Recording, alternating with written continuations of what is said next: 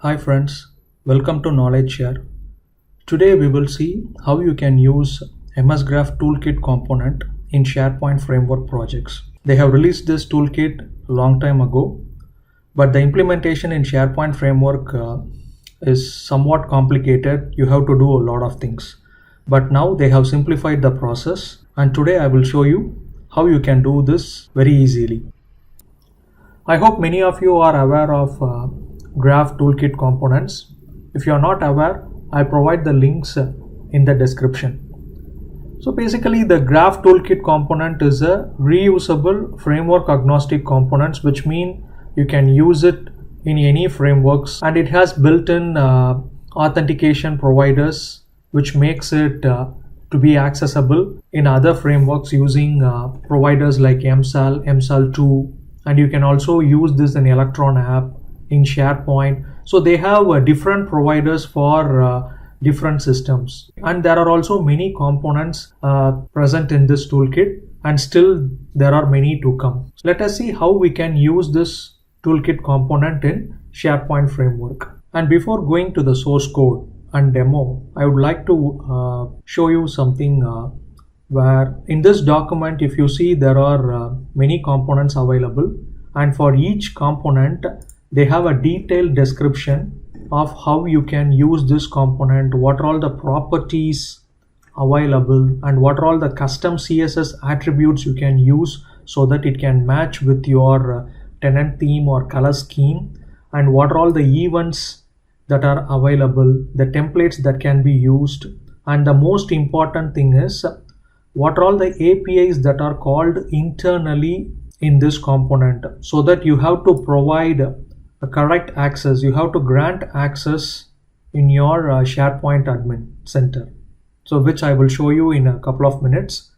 And the next is the storybook. So storybook is like a playground, so you can play with the components with the sample data.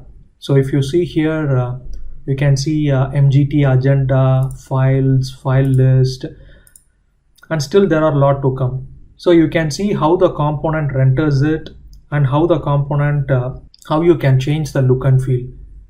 You can see how it is rendered here using the HTML tag, and if there is any JS involved, you can see it here, and if there is any CSS involved, you can view it here. And they have also provided the documentation. They have also linked the documentation here, so you can have all in one place. Now let me show you the result. Okay, so if you see here, I have already running the framework web part on the back end. So when I refresh this page, so you can see it is loading the current user information with the photo. So when you hover over it, you can see the hover card. So if you see the hover card, you can see all the contact information, the recent emails, files, and the skills and experience. So you can see many informations. All this comes with one line of code. So let me show you how you can code this. So let me switch back to Visual Studio Code. First is package.json, where you can see I am using SharePoint Yeoman Generator version 1.12.1. So the next is you have to install two packages. One is mgt-react, another one is mgt-spfx.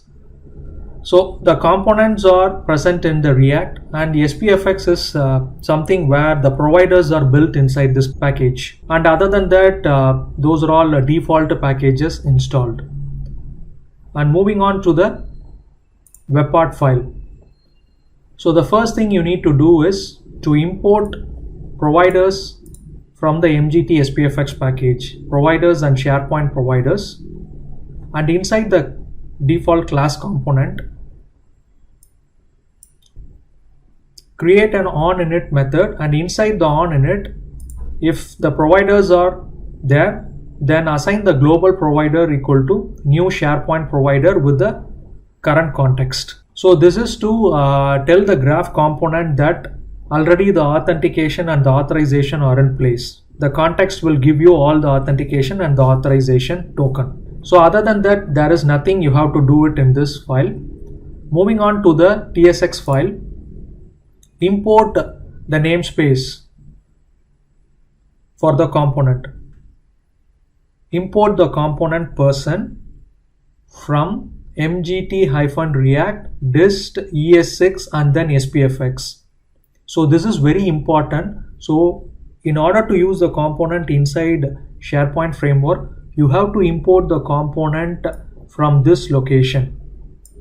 If you see, if I remove this location, there won't be any error here. But when you build it and while executing the code, you will face many issues. So please don't forget. So you have to import the component from this location when you are using it inside SharePoint framework.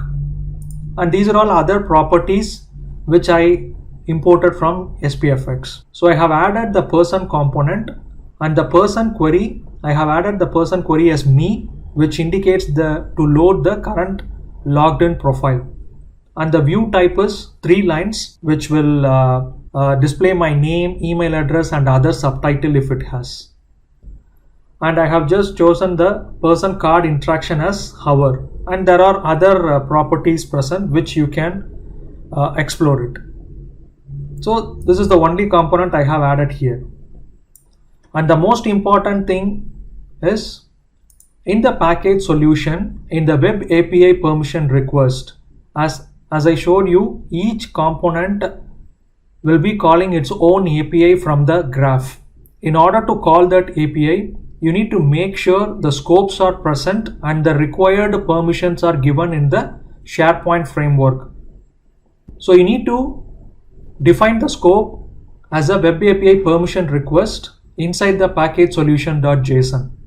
So this is very important property. So if you didn't provide this property, you will see the access unauthorized exception error. The component will not load. So these are all the things that you have to implement to make the component work.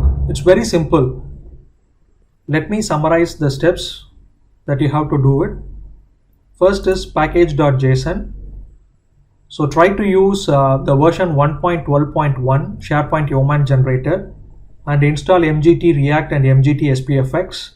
And in the webpack.ts file, import the providers from mgt-spfx, implement the onInit method and assign the providers, initialize the provider with the current context, and in the actual webpack.tsx file, import the component from mgt react dist es6 spfx and then start using the component. And the most important thing is, in package.solution, you need to give the scope based on whatever component you are going to use inside the web API permission request property. So once you are done with all these changes, bundle it, deploy it in your catalog, whether it can be a tenant catalog or site collection catalog. And the moment once you deploy it, you will receive a request in SharePoint Admin Center, the API request. You should see some of the requests in the pending request. Here I have approved the request, so it's available in the approved request. So you have to approve the request. Once the request is approved, then only the component will load, else it will throw access denied. I hope you have learned something from this video. Thank you. Thanks for watching.